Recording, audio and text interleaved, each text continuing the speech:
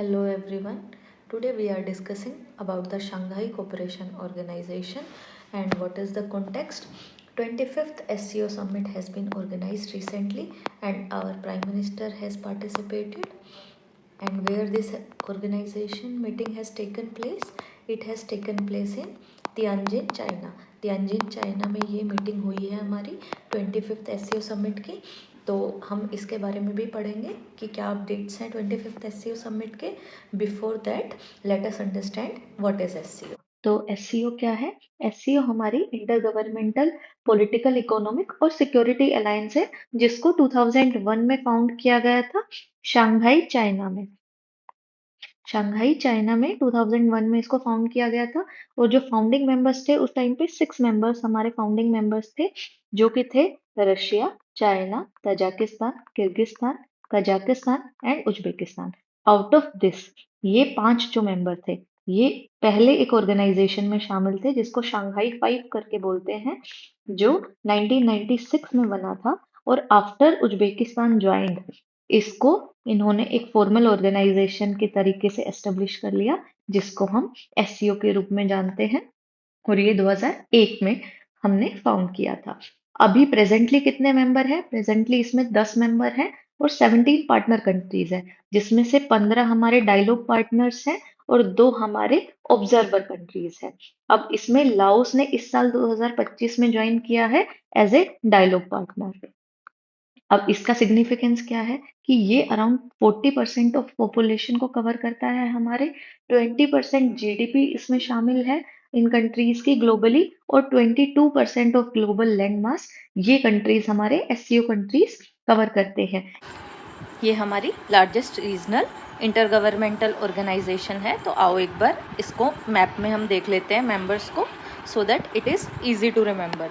तो पहला है Russia, Kazakhstan, Kyrgyzstan, Tajikistan, China. तो ये हमारे थे जो हमने अभी पढ़ा शंघाई 5 वाले मेंबर्स। ये शंघाई 5 के मेंबर्स हो गए। फिर उज्बेकिस्तान जब ऐड हुआ तो ये SCO बन गया हमारा 2001 में। उससे पहले ये कब बना था? 1996 में। और फिर हमारा पाकिस्तान एंड इंडिया ये हमारा अस्ताना समिट से मेंबर्स बने 2017 में। ईरान बना हमारा मेंबर 2023 में और बेलारूस पिछले साल 2024 में SCO का मेंबर बना है। इस साल हमारा डायलॉग पार्टनर कौन ऐड हुआ है? लाओस। तो लाओस कहाँ है वो भी मैप में देख लेते हैं। ये हमारा लाओस है, यहाँ पे चाइना के साइड में, this is Laos. Okay, now let us understand about the significance of SCO। तो पहला सिग्निफिकेंस है रीजनल सिक्योरिटी के रिगार्डिंग। काउंटर टेररिज्म ऑपरेशंस होते हैं, सेपरेटिज्म के अगेंस्ट, एक्सट्रीमिज्म के अगेंस्ट, रेडिकलाइजेशन के अगेंस्ट बहुत सारे operations SCO member countries carry out करते हैं, जो हेल्प करते हैं regional stability and peace promote करने के लिए। तो नाटो कंट्रीज ने जब हमारा अफगानिस्तान में से विड्रॉ कर लिया था तो उस वॉइड को फिल करने के लिए भी SCO ने सिक्योरिटी प्रोवाइड करके वो वॉइड फिल किया था। ऑल्सो SCO का रेड स्ट्रक्चर है, that is regional anti terror structure, जो कि ताशकंद में है।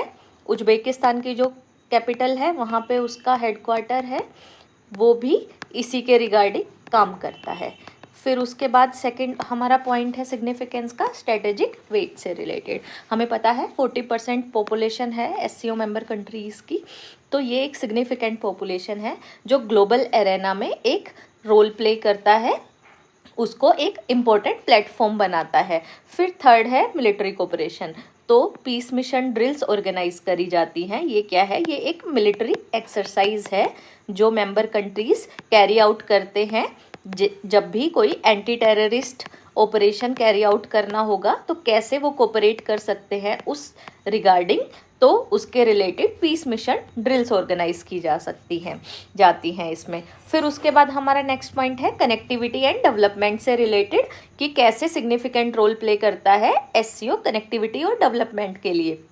ये एससीओ हमारा एक कनेक्टिविटी कैटलिस्ट के जैसे काम करता है, जैसे कि इसके प्रोग्राम्स हो गए, INSTC हो गया, international north south transport corridor, या हो गया हमारा छाबाहर प्रोजेक्ट।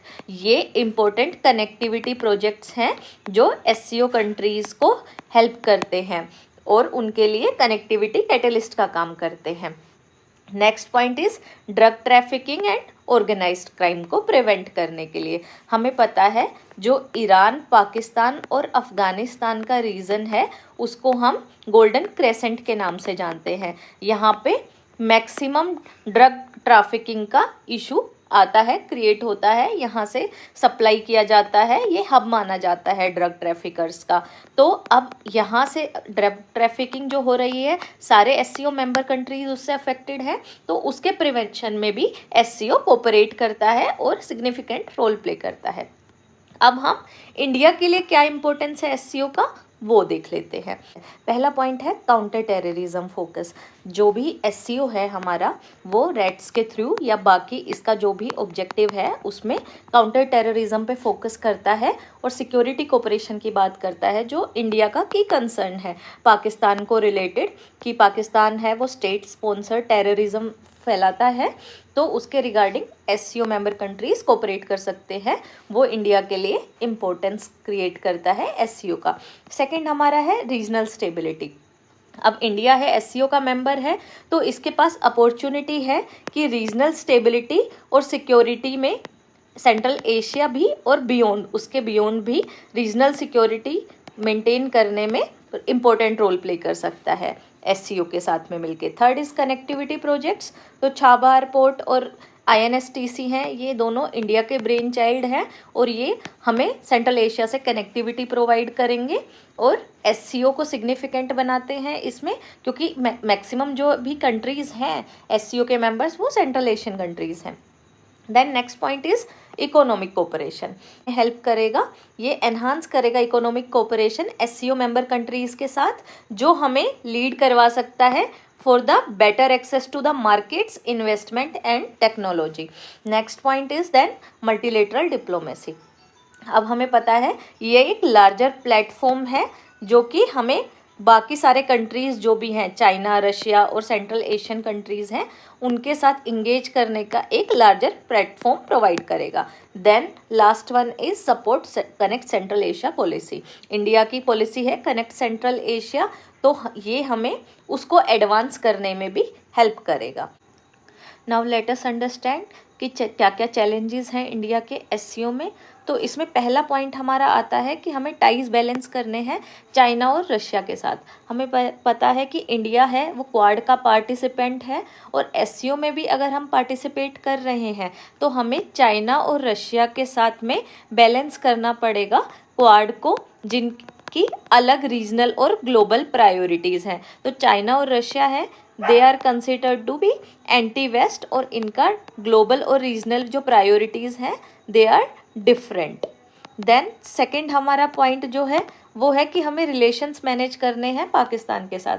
हमें पता है कि हमारी जो पाकिस्तान के साथ हिस्ट्री है वो काफ़ी कॉम्प्लेक्स एनिमोसिटी की रही है और पहलगाम अटैक के बाद तो हमारे टाइज कम्प्लीटली सीवर्ड हैं, तो उसके साथ भी टाइज बैलेंस करना बहुत ज़्यादा एक डिफ़िकल्ट टास्क है। हमारा थर्ड चैलेंज है कि इंडिया का अपोजिशन है BRI इनिशिएटिव को लेके। बाकी जो भी मेंबर कंट्रीज़ हैं एससीओ के वो सपोर्ट करते हैं BRI को, जो चाइना का प्रोजेक्ट है, लेकिन इंडिया इसके अपोजिशन में है क्योंकि ये हमारी सॉवरेनिटी को चैलेंज करता है। फिर उसके बाद हमें पता है कि ये एक्साइचिन एरिया है इंडिया का, वहाँ से पास करता है, जो कि पाकिस्तान ने POK जो पाक ऑक्यूपाइड कश्मीर का एरिया था वो चाइना को गिफ्ट कर दिया है। तो ये इसलिए इंडिया के लिए एक सोवेरेनिटी इशू है और हम इसी रीज़न की वजह से BRI का अपोजिशन करते हैं। फिर नेक्स्ट पॉइंट हमारा है low bilateral trade with Central Asia versus China. अब इसका क्या मतलब है? इस बात का मतलब ये है कि चाइना का बाकी सेंट्रल एशियन कंट्रीज़ के साथ जो ट्रेड है that is higher than India. और इसका एक मेजर रीज़न है कनेक्टिविटी इशू, क्योंकि हमारा डायरेक्ट कोई कनेक्टिविटी नहीं है सेंट्रल एशियन कंट्रीज़ के साथ, क्योंकि पाकिस्तान हमें लैंड एक्सेस प्रोवाइड नहीं करता है और बाकी जितने भी कंट्रीज़ हैं जो सेंट्रल एशियन कंट्रीज़ हैं वो लैंडलॉक्ड कंट्रीज़ हैं। हमने ऊपर मैप में भी देखा था इसके रिगार्डिंग। फिर नेक्स्ट पॉइंट हमारा है मेंटेनिंग स्ट्रेटेजिक ऑटोनॉमी। अब ये पॉइंट हम कहीं ना कहीं रिलेट कर सकते हैं इंडिया का नॉन अलाइनमेंट की पॉलिसी से रिलेटेड। हमें पता है कि इंडिया नॉन अलाइन मूवमेंट का एक मेजर पार्टिसिपेंट था और प्रोपोगेटर था। यहाँ पे हमें स्ट्रेटेजिक ऑटोनॉमी अपनी फॉरेन पॉलिसीज़ में मेंटेन करनी है एससीओ के कमिटमेंट्स को फॉलो करते हुए। So this is also an challenge. फिर उसके बाद अब हम थोड़ा 25th एससीओ समिट में जो रिसेंट में हुई है उसके रिगार्डिंग जो आए हैं अपडेट्स उनको भी देख लेते हैं। पहला है इसमें कि 20 डॉक्यूमेंट साइन किए गए हैं, जिसमें से एक तियानजिन डिक्लेरेशन है जो एंटी टेररिज्म एक्टिविटीज़ को कंडेम करते हुए डिक्लेयर किया गया है, वो काफ़ी इम्पोर्टेंट है, इसको हम याद रखेंगे। Maybe it can be ask directly कि कौन सी ऑर्गेनाइजेशन से रिलेटेड है तियानजिन डिक्लेरेशन। फिर नेक्स्ट पॉइंट है cooperation programme 2026 to 30 against extremism. हमने ऊपर देखा था कि ऑब्जेक्टिव है जो एससीओ कंट्रीज़ का कि वो एक्सट्रीमिज्म के अगेंस्ट कोऑपरेट करेंगे, उसी के रिगार्डिंग 2026 से लेके 30 तक एक कोऑपरेशन प्रोग्राम का मेमोरेंडम साइन किया गया है। फिर नेक्स्ट पॉइंट है road map for SCO energy cooperation till 2030। ये हमारे एसडीजी गोल्स और पेरिस क्लाइमेट चेंज का जो हमने एग्रीमेंट साइन किया है उसके रिगार्डिंग इम्पोर्टेंट रोल प्ले करेगा। यहाँ पे हम क्लीन एनर्जी से रिलेटेड कोऑपरेशन करेंगे एससीओ मेंबर कंट्रीज़ के साथ। Next is SCO development bank को अप्रूवल मिला है। फिर उसके बाद एससीओ को ऑब्जर्वर स्टेटस मिला है कॉमनवेल्थ इंडिपेंडेंट स्टेट्स की फोरम में। फिर नेक्स्ट पॉइंट हमारा आता है कि चोलपोन आता है, ये किर्गिज रिपब्लिक है, उसमें एक सिटी है, उसको एससीओ कल्चरल कैपिटल का दर्जा मिला है। और ये सिलसिला कब से शुरू हुआ था? वाराणसी को 2022-23 के लिए इससे पहले कल्चरल कैपिटल का दर्जा मिला था। अभी इसको चोलपोन आता को मिला है जो कि किर्गिस्तान में है। उसके अलावा हमने पढ़ा था ऊपर भी कि लाओस को पार्टनर स्टेटस मिला है और अभी टोटल जो कोऑपरेटिंग कंट्रीज़ हैं 27 हो गए हैं, जिसमें से हमने पढ़ा था 10 मेंबर कंट्रीज़ हैं, 15 हमारे डायलॉग पार्टनर्स हैं और 2 हमारे ऑब्जर्वर स्टेट्स हैं। फिर उसके बाद न्यू एससीओ इनिशिएटिव्स कुछ शुरू किए गए हैं, उनके बारे में हम देख लेते हैं। 4 नए सेंटर बनाए गए हैं जो कि इन थीम्स पे काम करेंगे। पहला है countering security threats, security threats को काउंटर करने के लिए एक सेंटर बनाया जाएगा। Next is for the organised crime, third is for cyber security and fourth is anti drug cooperation. ये हमारे जो भी एससीओ के ऑब्जेक्टिव्स हैं उनके साथ भी मेल खाते हैं। तो जो एससीओ के ऑब्जेक्टिव्स हैं उनको फुलफिल करने के लिए 4 नए सेंटर बना रहे हैं हम। फिर उसके अलावा हम प्लेटफॉर्म्स डेवलप कर रहे हैं एनर्जी और सस्टेनेबल ग्रोथ के लिए, ग्रीन इंडस्ट्री एंड क्लाइमेट के रिगार्डिंग, डिजिटल इकोनॉमी और एआई के regarding and higher education and skills के रिगार्डिंग। तो ये क्या करेगा, हमें क्लाइमेट चेंज को डील करने में और साथ में इकोनॉमिक कोऑपरेशन को बढ़ाने के लिए ये जो प्लेटफॉर्म्स हैं ये सिग्निफिकेंट रोल प्ले करेंगे। तो इकोनॉमिक कोऑपरेशन और क्लाइमेट चेंज से लड़ने के लिए ये 4 प्लेटफॉर्म्स हमारे बने हैं। फिर उसके बाद हम देख लेते हैं एससीओ का टेररिज्म पे क्या से था। हमें पता है एससीओ का जो मेजर ऑब्जेक्टिव है वो एंटी टेररिज्म और डिफेंस के रिगार्डिंग ही है। तो इसमें जो तियानजिन डिक्लेरेशन हमने ऊपर देखा था वो उसने पहलगाम अटैक को कंडेम किया है, जिसमें हमारे 26 लोग मारे गए थे, जो कि बहुत एक हीनस क्राइम था, हीनस टेरर एक्टिविटी जो पाकिस्तान के स्टेट स्पॉन्सर टेररिस्ट द्वारा की गई थी। फिर नेक्स्ट पॉइंट हमारा है कि इसने जाफर एक्सप्रेस हाईजैकिंग को और खुजदार बॉम्बिंग, ये एक स्कूल बस पे बॉम्बिंग कर दी गई थी पाकिस्तान में ही, तो उसको भी कंडेम किया है। फिर उसके बाद ये बात ऐसा है कि जो डिफेंस मिनिस्टर्स मीट हुआ था उसमें जो एससीओ मेंबर कंट्रीज का जो डिक्लेरेशन आया था, उन्होंने पहलगाम अटैक को कंडेम नहीं किया था। तो ये इंडिया के लिए एक प्रोग्रेस है, दो इन्होंने पाकिस्तान का नाम नहीं लिया है डायरेक्टली। तो लीडर समिट जो हुई है उसने पुरानी जो मिस्टेक थी अपना, उसको सही करने की कोशिश की है। अब इस जो एससीओ मीटिंग जब हुई थी उसमें प्रधानमंत्री मोदी जी हमारे, उन्होंने एक स्पीच दी थी, तो उसमें से कुछ पॉइंट्स निकल के आते हैं जो हमारे मेंस आंसर राइटिंग में हमें हेल्प कर सकते हैं। तो उसमें उन्होंने 3 पिलर्स पे मेन बात की है कि एससीओ है वो 3 पिलर्स पे हम उसमें इंडिया का रोल देख सकते हैं, सिक्योरिटी, कनेक्टिविटी और अपॉर्चुनिटी के केस में। सिक्योरिटी के केस में उन्होंने बात की कि टेररिज्म सिर्फ एक इंडिविजुअल नेशन के लिए थ्रेट नहीं है बट एक ह्यूमैनिटेरियन चैलेंज है। टेररिज्म को उन्होंने एक ह्यूमैनिटेरियन चैलेंज बताया है।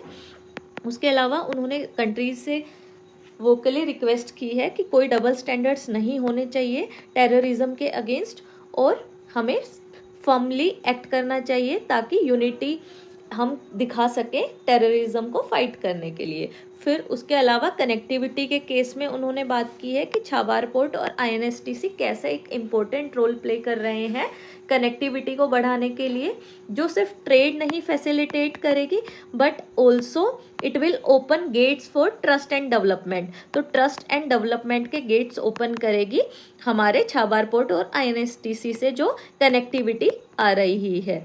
फिर उसके अलावा उन्होंने फोकस किया कि कैसे इंडिया अपॉर्चुनिटी प्रोवाइड कर सकता है स्टार्टअप्स के थ्रू, यूथ एम्पावरमेंट और कल्चरल एक्सचेंजेस के थ्रू, और बाकी कंट्रीज़ को भी इक्वली डेवलप होने का एक चांस देता है।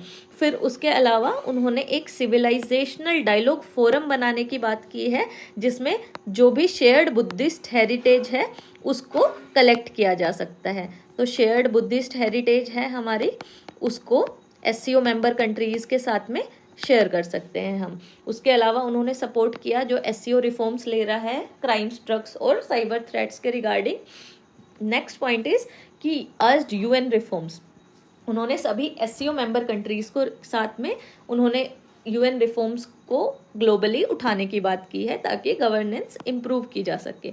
लास्ट में हम बोल सकते हैं कि इंडिया का मोटो है रिफॉर्म, परफॉर्म एंड ट्रांसफॉर्म का, वो अपॉर्चुनिटी प्रोवाइड करता है एससीओ नेशंस को इंडिया के साथ में नेशनल डेवलपमेंट और इंटरनेशनल कोऑपरेशन करने का, और एससीओ इसमें एक गाइडिंग रोल प्ले कर सकता है ताकि मल्टीलेटरलिज्म को प्रमोट किया जा सके और इंक्लूसिव वर्ल्ड ऑर्डर बनाया जा सके। So this was our discussion on SCO. If you have any doubt, leave in the comment section. Thank you. We will see you in the next video.